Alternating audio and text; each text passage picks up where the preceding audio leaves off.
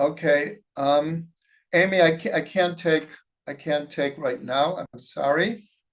Because we're very limited in time. If you want to dedicate to someone, please do it through thought, or put it in the chat. Before we start recording, very, very quickly, I said before, people came in late. Tonight, here in Eretz Yisrael, Rav Ginsburg is having a big Yud Tet B'Kislev Hitva'adut, and so I need to leave at 8 o'clock, so there will not be discussion tonight. I'm sorry about that, but instead of canceling the class and getting there on time, I'm going late so we could have the class. The other announcement is last week I talked about that we're not going to send out the Sunday email anymore announcing having the classes with the links, but we decided that we will continue to do that until after Hanukkah, because for sure during Hanukkah, I'm going to have to cancel one or two of the classes. And so we're going to keep the Sunday email going. Amy, I saw your chat. Yes, we will dedicate it to a refuah shlema for Yehudit Goldfarb, good friend of ours in Sfat. She should have a refuah shlema. So again, you can put chats in, but I will not be able to get to them. I will only have time to give the class.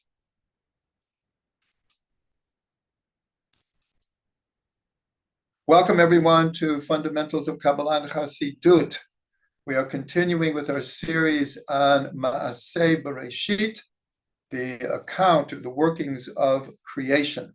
Tonight we're going to do something very different. For us, we're going to spend the whole class going over different parts of the Gemara that speak about Ma'aseh Bereshit.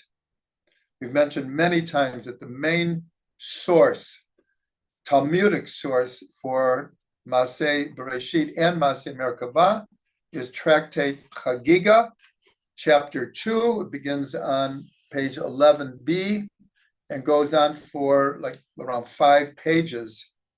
And this is the main source for many of the traditions that have to do with Ma'aseh Bereshit and Ma'aseh Merkavah. In our series on Ma'aseh Merkavah, we quoted this Talmud many times, and we have also quoted it already in this series. But tonight, we're just going to we're not going to learn it straight through. I picked out the pieces that I thought are the most relevant for us and the most understandable. I have to say that the information here, the opinions, the ideas are highly symbolic, highly mystical. Most of them cannot be understood on a literal level. These mysteries of creation are enclosed in allegory, metaphor, symbolism. And so we're going to go through some of the really, really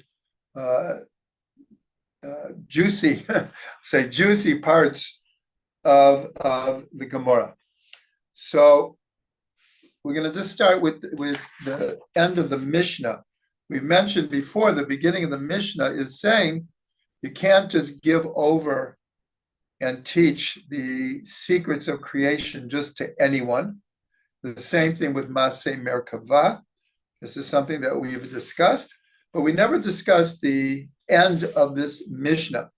So it says like this: Kol hamistakel ba'arba devarim ratui lo ki'ilu lo ba la'olam. So it says, anyone who searches deeply into 4 things, it would be better had they never come into the world. That's a pretty powerful statement. And it continues. So what are these 4 things? What are the 4 things that we're told it's better not to delve into too deeply?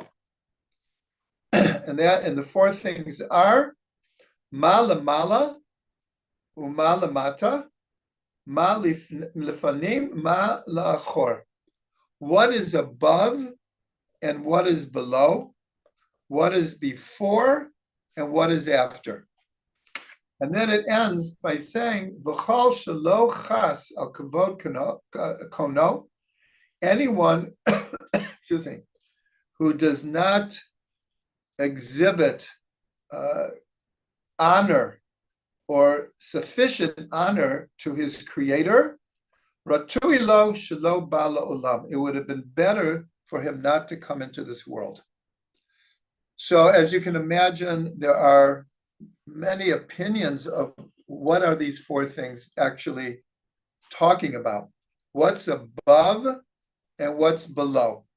So some of the opinions that are in the various commentaries is we're talking, as it were, spatially. In other words, what's above the heavens?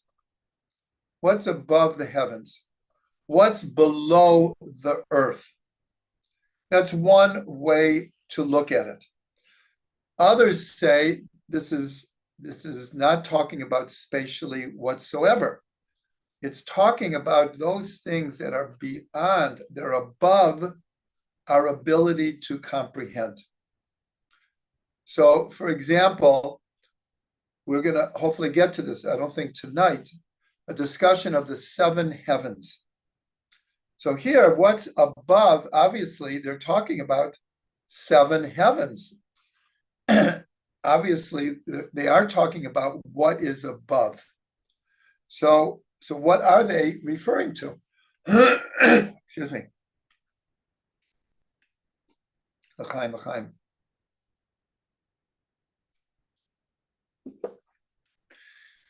One of the opinions is not to contemplate what's above the Chayot HaKodesh.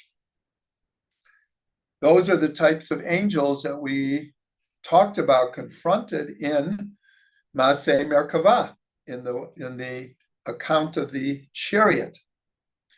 But others say that this is not talking about spatially, about above or below in that sense. Again, it's talking about those things that are beyond our comprehension. And as I said, here they do contemplate the seven heavens. These are obviously very, very lofty ideas. So one of the things that we could imagine that many people think about or ask is, well, who made God?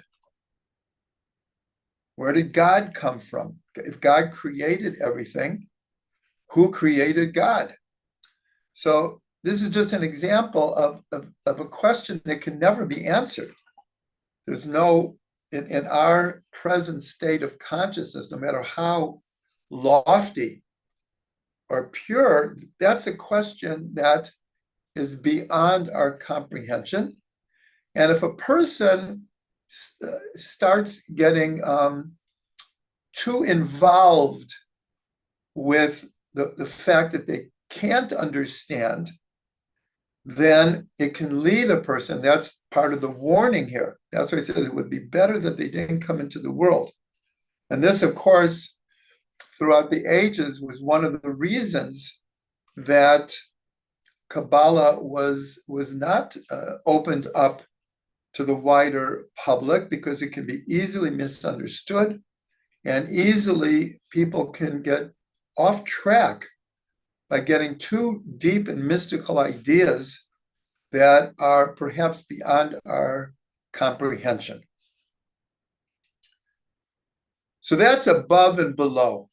What's before and what's after? So Rashi, in different places, here he talks about before in spatial terms. What's before the far? What comes before the boundaries of the universe, and what comes after?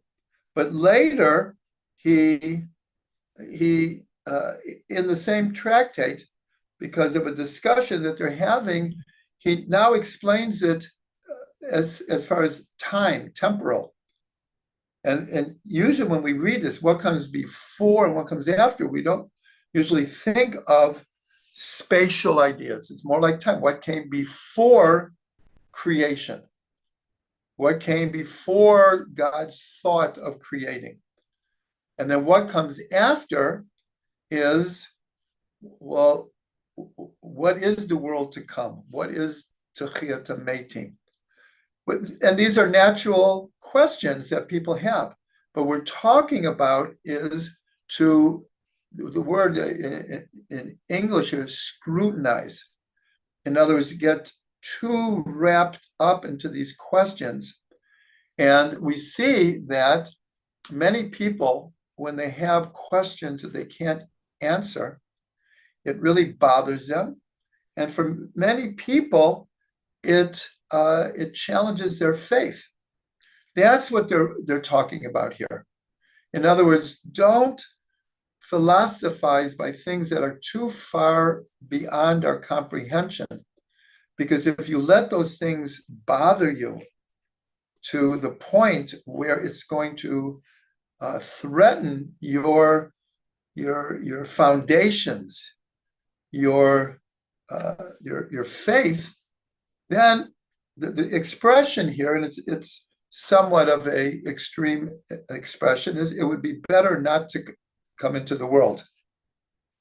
And it ends by saying anyone who doesn't have sufficient honor for their creator, it would be better that they didn't come into this world, because it's considered that each and every one of us should have the ultimate acknowledgement and thanksgiving to the one who gave us life.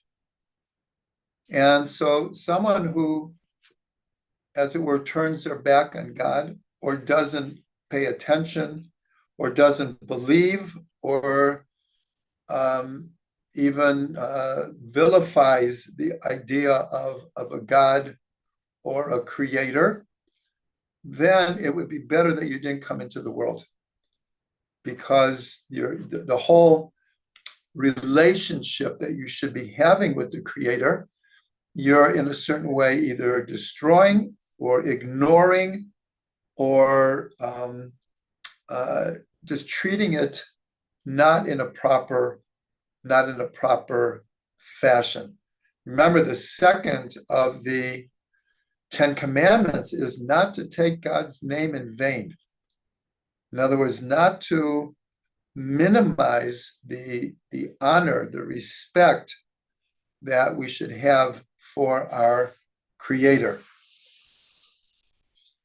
So that's the end of the Mishnah.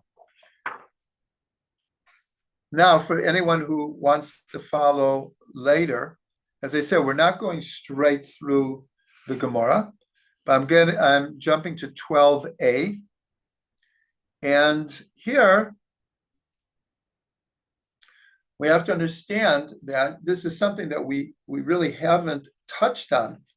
But part of Ma'aseh Bereshit is the creation of human beings. It's not just the creation of the physical world and the vegetation and animals and fish and birds. It's also human beings. Human beings are the crown of creation. And so therefore, many of the mysteries of creation have to do with the role of human beings, the essence of who we are, why we're here, what is our purpose, what is our mission individually, for the Jewish people, as a nation, for all of humanity. Again, these existential questions. So here, the Gemara is going to talk about Adam, the first human. And it says like this: Adam Arishon mina oretz ad l'rakia. That makes an amazing statement, that Adam, the first person, he reached from the earth until the sky. How do we know that? Because it says, Lamina yom asher bara Elokim Adam ala oretz ad k'tzei hashamayim.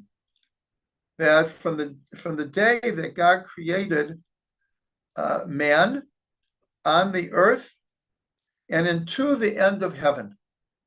So based on that, it's that we're not thinking now of Adam as a 6-foot person. That Adam reached from the earth to the heavens. V'kevan shesarach hiniach HaKadosh Baruch Hu yadav alav u'miato. But from the time that Adam sinned, God put his hand over him and diminished him. How do we know this? This is something we discussed last week. Anytime you make a statement, you have to have a textual proof, a textual backup. So how do we know this? How do we know that God diminished Adam? So the verse that's brought is from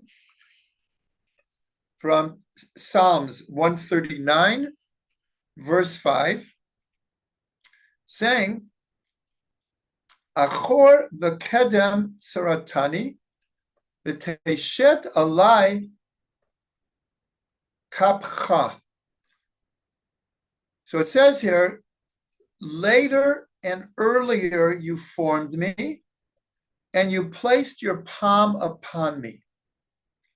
Now, if we didn't have this teaching in the Gemara, it might sound that God, as it were, putting his palm is a very positive thing, that God is blessing us or comforting us or encouraging us. But that's not how the Gemara here understands it, is that putting his hand on Adam was diminishing him. And it says later and earlier. In other words, earlier, Adam reached from the earth to the heavens. But once he sinned, that's the later, he is diminished. So this is somewhat reminiscent of the whole story of God diminishing the moon. When the moon questions, it's not exactly the same. I'm just saying it's somewhat similar. That when on the fourth day, it says that God created 2 large luminaries. And then, like a verse later, it says the large luminary and the small luminary. From that, the sages tell this teaching in the form of a story that the moon came and said, how can 2 kings wear the same crown? And God said, you're right, so diminish yourself. Like I said, it's not exactly the same. That whole story needs a lot of explanation. But here we see that Adam was diminished. Now, the same verse is used in a different way, where it says, Achor v'kedem, after and before, can also be understood the idea that Adam was created male and female in one body. And so kedem is like facing and before. And according to tradition, Adam would later be Chava were not face to face. They were back to back. That itself has tremendous symbolism. I mean, I have to be honest, each of these ideas can be delved into in tremendous depths. Here, I'm just trying to bring the flow of these teachings here. Okay, so now we're continuing. Rav Yehuda, in the name of Rav, says, Adam Arishon misofa ha'olam vi'ad sofo haya. That Adam, here it's saying the same thing, but in a different way. Instead of saying that Adam reached from earth to the sky, here it says that Adam, from the end of the world to the end of the world, he consisted of, in a sense, the entire world. And the Arizal made a statement that he said that Adam, no, I'll say the opposite. The world is a big Adam. And Adam is a small world. So this is a very enigmatic, but trying to express that a human being has the entire world within our consciousness. And that's how the commentaries understand this. Again, it's being expressed in spatial dimensions, that Adam stretched from one end of the world to the other, or from the earth to the sky. And the commentaries express, we don't take this literally, but we understand that Adam was on such a high level that he did encompass the entire consciousness of the world. So this, of course, is a very, very deep understanding. And as we already said, once he sinned, then he was diminished to what we call human beings today. And that's why Kabbalistically, there's a whole discussion in what world was the whole story of the Garden of Eden happening. Was it in this world? Was it in the world of Yetzirah? And so the idea is that, like everything in the Torah, we understand according to Pardes, the Pshat, Remez, Drush, and Sod. So there is a level that the Garden of Eden, Adam and Chava, was in this world. There's also a perspective that the whole story was not happening in this world whatsoever. It was on another level of dimension. And that's why we're told that Adam and Chava had light bodies. And then once they sinned, God made for them garments of skin, or with an ayin. And it's expressed that the word for light is aleph vav resh, and for skin or leather, it's ayin vav resh. But they almost sound the same. And aleph and ayin can always be interchanged. And so through sinning, that was the diminishment. We went from bodies of light to bodies of skin.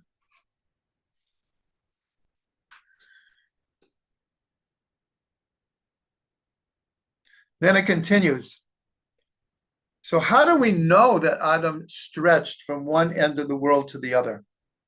So it says, Shneamar, Lamin hayom asher bara Elokim Adam ala oretz.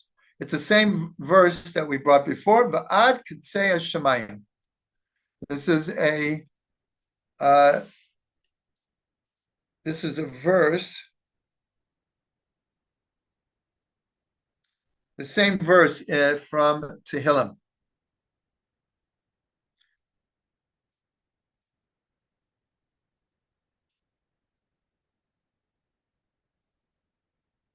And then, so the Gemara says, well, we have a contradiction here. Did he stretch from the earth to the sky, or did he stretch from one end of the world to the other? It's almost like end of the world to the other is like this direction, as it were, and from the earth to the sky is in this direction. And so the Gemara answers, no, it's not a disagreement, that the distance between the earth and the sky and the distance between one end of the world to the other are the same measurement. Now, again, we're not talking in literal terms. We will get to another part of the Talmud that attempts to measure the space between the earth and the heavens. So again, the commentaries, and this is what the Arizal was trying to say. For those who have my book, Life, Soul, and Consciousness Within All Creation, there are a number of midrashim that are brought that when God says, let us make man in our image. So the obvious question is, who is God referring to? Who's the us? God is the sole creator. And so there are different midrashim, but the idea is the same, that God asked advice, but included in the creation of man every part of creation that had come before, meaning the inanimate, the vegetable, the animal, everything was included in the creation of mankind. And so therefore, the Ari's statement that the whole world is a big Adam means that human consciousness has the ability, has the potential to include all of creation. All of creation is included within human consciousness. And even biologically, the reality is when the poetic statement, we are stardust, we are golden, we have to get ourselves back to the garden. Well, science tells us that quite literally we are stardust. In other words, the ability for there to be life on this planet and for there to be the type of universe that we have is created by stars when they reached their end and they collapsed and blew up. They spewed elements that created the possibility of the rest of the universe, including life on this planet. And so we quite literally, the minerals on the earth and in our bodies were spewed by exploding stars. I won't put a time limit on it, however long we want to say, possibly billions of years. And so that's the idea, that human consciousness has the potential of including the whole world within our perspective, our grasp. So again, these are very deep ideas. Each and every one of them we could delve deeper. Right now, we're just trying to get call it a taste of different ideas in the Gemara that relate to Maaseh Bereshit. Continuing on 12a, so it says like this: Amar Rav Yehuda Amar Rav, Asara Devarim Nivra'u B'Yom Rishon Be'Elohen. So he says 10 things were created on the first day. So before we mention them, and it's really just actually the literal understanding. If you read the first day of creation, you will see that there are 10 things. We'll go through them right now quickly. And each one of them in the Gemara, so then he makes this statement, these are the 10 things. But then, like everything, well, how do you know that? So they bring the verses from the first day of creation, the shows. So the reason this is important, because last week we discussed this already, and we'll go over it again. Shortly in the Gemara, it's going to say that God created the world with 10 like foundations, with 10 things. God created the world.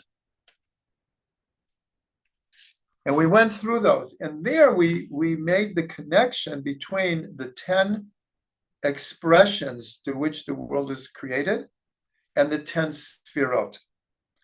This, I'm not going to go back over it again. I didn't see what you wrote, Toby. I'm sorry. So here, it's significant that on the first day, there's 10 things created. So this also alludes to the 10 sefirot, because we learned that everything that would ever be created was already created on the first day in potential. Rashi even brings this, that each day of creation already, in a sense, was created in potential on the first day, and now it's only unfolding, being realized, being expressed, being revealed. So here, I'll read the 10 things. So what are the 10 things in the first day of creation? Shemayim v'aretz, heaven and earth. Tohu v'vohu, we'll translate it for right now, chaos and void. Or v'choshech, light and darkness.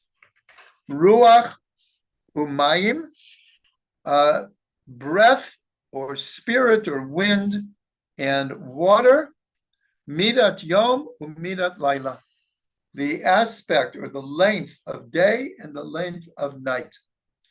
So again, these are just simply, if read through the first day of creation, and these are the 10 elements that make up the first day.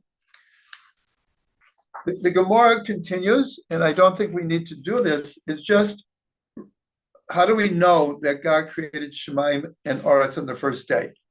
Because it says, Bereshit bara Elokim et Shemayim et Aretz. In the beginning, God created the heavens and the earth. How do we know that He created Tohu v'Vohu? Because it says, V'ha'aretz hayta Tohu v'Vohu, the second verse of the Torah. And the earth was chaotic and void. V'choshech apnei ha'tahom. Here we see Choshech is being created.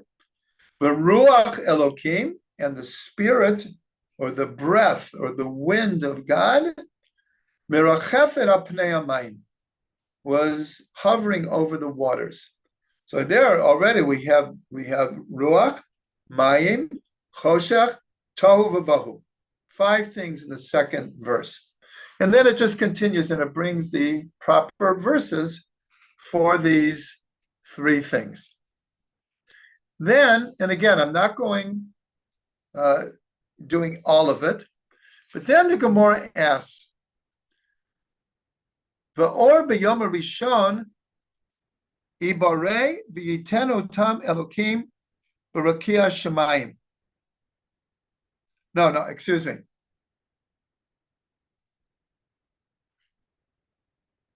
Excuse me. It asks a question. Was light created on the first day? V'yiktiv, because it's written, v'yiten otam Elokim b'rakia shemayim. This is a classic question. Everyone asks this, but this is the source. This is the source in the Gemara that discusses it. So it asks, was light created on the first day? How can that be? Because we learned that only on the 4th day did God place the sun and the moon in their orbits. So how can we say that light was created on the first day? So the Gemara explains, and it says like this, Rabbi Elazar, it brings a quote from Rabbi Elazar, who said the following, Or shebara kadosh baruch hu b'yom harishon, Adam tzofeh bo misof olam v'yad sofo. So this is bringing us back to about Adam. So he says that the light that the Holy One, blessed be He, created on the first day, with that light, Adam could see from one end of the world to the other. Kevan shenistakel HaKadosh Baruch Hu hamabul ubedora haflaga v'ra'a shema'asehem mikulkalim amad uvinagzo mehem sheneamar v'yimana merasha'im oram. Okay, so it says like this, that this light, everyone explains, was a spiritual light. This is not the light of the sun and the moon that we'll see in a minute. We know that the sun and the moon in a certain way were already created on the first day. They were only placed in their orbits on the fourth day. Or the sun and the moon were created in potential, and only in the fourth day were they revealed and placed in their orbits. So Rabbi Elazar said that this light, Adam could see from one end of the world to the other. But it says that when God looked into the future and he saw the flood, he saw the Tower of Babel, and he saw many other evil deeds that certain people would do, he hid that light. How do we know that he hid that light? Because it says in the book of Job 38:15, V'yimanam rashayim oram, that this light was withheld from the wicked. Ulami ganzo, and for whom did he hide the light? L'tzadikim latid lavo. Because here it doesn't say that he totally took it away. He hid the light. So the Gemara said, well, who did he hide it for? If he hide it from the Rashayim, but does that mean no one gets to have any benefit from it? So the Gemara says, no. The evil ones will not get a benefit, but the righteous in the future, now remember, this is at the beginning of creation. There are no people. So the future in a certain way can be any time after the creation of Adam. It doesn't mean necessarily not for us, but in the future. The future could be now. And so he hid it for the tzaddikim. How do we know that? It says, V'yar Elokim et ha'or ki tov. Because on the first day when God created the light, and God said, let there be light, and there was a light, V'yomer Elokim yihi or, v'yihi or. And then it says, V'yar Elokim et ha'or ki tov, that God saw the light, that it was good. The Gemara says, it says, Ve'ein tov elat tzaddik. What is the tov? God saw that it was good. What's the good here? So the Gemara says there's no good other than referring to a tzaddik, a righteous one. How do we know that? Shneamar imru tzaddik ki tov, because it says in Isaiah, 3rd chapter of Isaiah, that the tzaddik is the good one. And in fact, they say that when God saw the light that it was good, he was seeing the future deeds of the tzaddikim. Kevan shera or sheganzu l'tzaddikim samach. And when the light saw that God had hidden it for the righteous, the light itself became joyous. How do we know that? Because it says, Or tzadikim yismach, that the light of the righteous is gladdened. So this was like a string of statements about the original light, the initial light. So the understanding, the expression we use is Or Haganuz, the hidden light, that the light of the first day was a spiritual light that was hidden away so that evil people could not benefit from it, but righteous people could. And therefore, they ask, well, where exactly is this light hidden? And so there are different answers that have been given over the ages. One is in the Torah. And that's why the Torah is called Torah Or.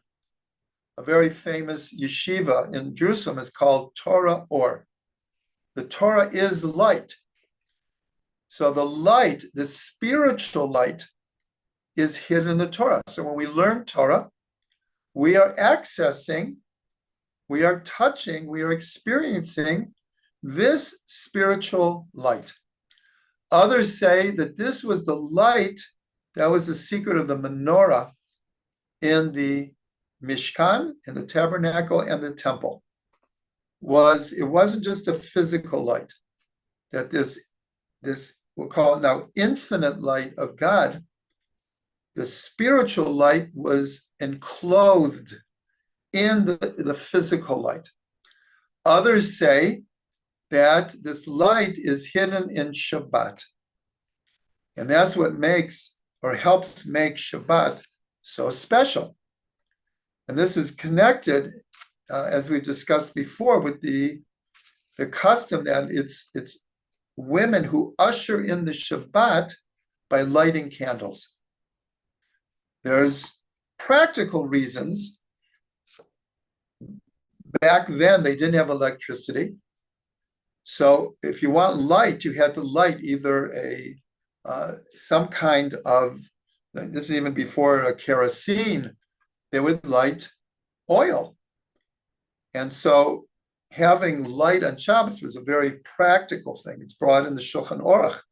That's why we have light. But on a spiritual level, it's very significant that we begin Shabbat, and it's the women who have the great honor of lighting candles.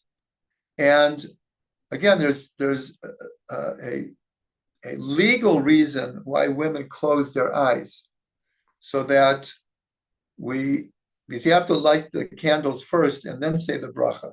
Usually we say a bracha, and then we do the deed. But as soon as you say the bracha, you won't be able to light the lights. So women hide their eyes so they're not looking at the lights when they make the blessing. But this motion also means bringing this infinite light of the first day into the Shabbat. And one other idea that's brought down, where is this light hidden? Is in the lights of Hanukkah, which is next week already. That this hidden light is enclosed in the physical light of the Chanukiah. And that's why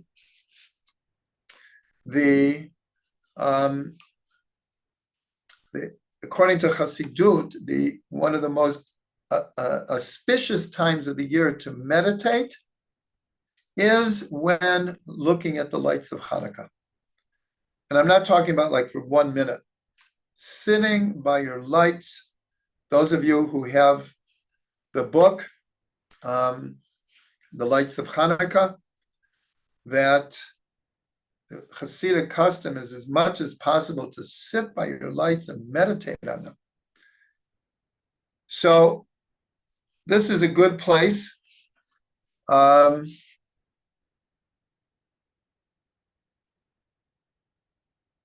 Yes, this is a good place for us to stop. For those who came in late, explained that actually now it's the day after Yud Tet B'Kislev, but the Alter Rebbe's release in a certain way was spread out over 2 days, Yud Tet and Chaf Kislev.